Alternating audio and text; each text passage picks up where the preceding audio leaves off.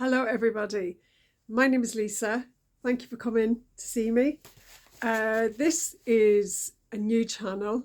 I have a first channel that's been going for a couple of years, and I'm an artist. I'm an artist who has fibromyalgia. So this channel is dedicated to chronic illness, pain, so fibromyalgia, rheumatoid arthritis, chronic pain, chronic fatigue, long COVID, ME, which I don't remember what that fully stands for, but if you're out there, you know who you are. If there's anything I've forgotten, or is it POTS and Ehlers-Danlos and hypermobility and all of the things that make our lives difficult. So the reason I've set it up, the reason I've started this, is because personally I have found my experience of fibromyalgia to be very isolating. And because so many times the response and the reality that I have found is that there is no cure. Managing it is very difficult. I can feel very stuck, very stagnated, and I can also feel like I'm just repeating myself all the time. Fibromyalgia, chronic pain, everything, all that umbrella doesn't just affect the individual. It affects everybody around them. It affects you socially. I'll discuss it from my point of view. It has affected me socially, is that it very much limits the quality and the quantity of activities that I can take part in. And we all know the score. You make plans, people make plans with you. You don't know what condition you're going to be in. And quite frequently, I myself personally, 9 times out of 10, I have to bail. And I'll procrastinate, prevaricate about doing it and keep thinking, no, I'll be fine. And then, just the reality sets in. You're not going to be fine. So you have to bail. And after a while, one thing happens, you stop making plans. Second thing happens, people kind of stop inviting you. And gradually, it just takes bits away. It affects you financially. It affects you emotionally, affects your family emotionally. Pain is boring. That's my headline. Pain is boring, and that boredom is wearing, and it wears your humors. It wears your capacity to be just grin and bear it. That's not happening.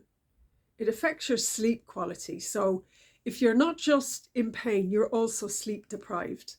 So you're not, again, I'm not fun to be around. I really am. And I can see it, and I can step outside myself and go, you're actually not nice. You're not interacting. I find an awful lot of my energy is just taken up with coping with the pain, coping with how it distracts. I know an awful lot of people talk about brain fog. It can occur, but it doesn't occur that much. It hasn't look at her gibbering and talking about brain fog. Yeah, it does impact me, but on a day-to-day, I wouldn't say it's in my top 10 of things that really get on my nerves. With the mobility, I've stopped driving because I don't believe my reflexes are quick enough. I don't believe it was starting to affect me, like just pushing the pedals was affecting my back. So that is even further limiting. So all these things have been gradually picked away at. And that causes resentment. I see my career, I've no career as such. I have my painting and I express myself this way. I've made, I've recreated something. But it's not what I set out to do originally. This wasn't my life's goal. On the converse of that, the fibromyalgia has let me create this. Now, I'm very blessed. I'm very, very blessed in so many ways to have had the opportunity to make this work for myself. It's not the same for everybody. So there's that. There are all of those things, and I know everybody's experience and, path with it is different. We've all lost different things at different times in different ways. So there's that. Now, the one thing that's just occurred recently and has made me feel as if, you haven't, it's the word surrender. I haven't capitulated. There's been no treaty signed. So the skirmishes go on, but sometimes you can win a battle. You might not win the war, but you've got to take your wins where you get them. The motivation. You're here for the motivational talk. Recently, I had to come to a decision that I'd been resisting for the longest time. And the decision was to use a wheelchair in public. And for I would say the last year, I've been bumping up against this resistance that I had internalized to. If I use a wheelchair, we're into new territory. It's really serious now. There's other people need wheelchairs more than me. Am I that badly off? Am I taking a resource that do I really, really need it? Because the symptoms aren't every day. Because there's days I can walk. But then I realised that there's a category of people called ambulatory wheelchair users. So you can stand and you can maybe manoeuvre about for a little while, but if there's a longer distance to go, I know personally I can't do that. And it stops me doing so much. I had to shift. I had to make a shift in my thinking. So there's a family day out organised to go to Hampton Court. I live in London. It's an hour's drive. I can manage an hour's drive. But I cannot manage a building that was built in the 15th century and even the newer bits. It's a Georgian building out the back. And I'm like, there's no way. I'm not doing that. All the stairs, slippy ground, uneven surfaces. So I presumed I'd only be able to get into the ground floor areas. I presumed there was absolutely no way I was getting to the upstairs bit where the really interesting things are going on. By my, the glamorous stuff is upstairs. And it's the bit I really wanted to see. So I decided to go to the website and I thought, come here, listen, get a wheelchair. Just see, go and find out, do the research before you dismiss the whole idea out of hand. Give yourself an opportunity, yeah? And if they have, then you can make a decision about that. This is all about you. It was all about me. All the decision making and the final decision was in my hands. They did wheelchairs. And more interestingly, there was a discount. So I think it's 20 something quid entry. As a disabled person, mine came in at £22. All I had to do was bring evidence of disability. So I brought my award letter from PIP, and just to show that at the ticket office, and they had wheelchairs. So, and the carer went free. So my husband, who was doing all the hard pushing, no cost. Get down there. So it's a Sunday in April. Weather was perfection. Of course the place was rammed. It was swarming. And I just thought, this is going to be hell. So I'm looking at this going, oh, lads, come on. Hampton Court, 10 out of 10.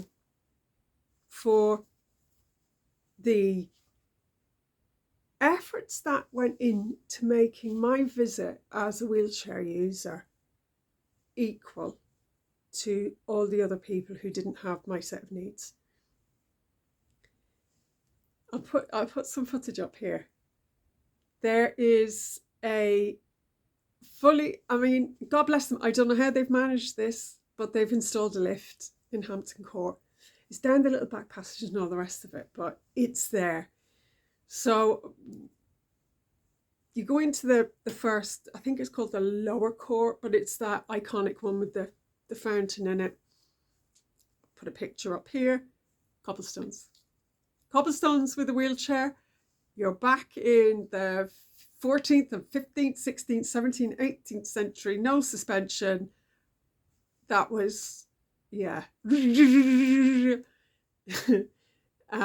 But once you got into the Georgian bit at the back, it's all smooth, shiny flagstones. If you have a walking stick or a walking aid, it could be a bit clever, you know, it could be a bit tricky. Disabled toilets downstairs. So once we'd finished looking at everything downstairs, there was somebody was there, right, please come this way. Into the dinkiest lift I've ever seen. And it felt quite special. I was like, my God, this is lovely. And she just, the lady said, oh yes, it was refurbished for the Queen's visit in 2017. So I felt even double clever then. So up to the second floor. And they just made it comfortable, and they took all the anxiety out of it for me. So the lady, one of the ushers, I suppose, or guides or whatever, she's walking in front of me, kind of just creating a wake for me to follow behind her. Now, it's not because I'm special and the Queen. I'm not going to be bashing into people. People aren't going to be bashing into me, because it's that, and I think it's that other thing about being in a wheelchair. People can't see you. They're not aware of you. It's not malice. It's not rudeness. It's if you're not in their eyesight, if you're down here, you know. So people are they're all looking at all the beautiful things, and they're not going to be aware of me coming and go, excuse me, which is tedious for everybody. So they got me to where I wanted to go. They gave me, so if you come this way, we'll let you out that way, and you can get back to the lift this way. There was a guide, always just with a couple of feet to ask. And I had the best day that I have had in a super long time, like 5 years. Not joking, 5 years ago, 2021.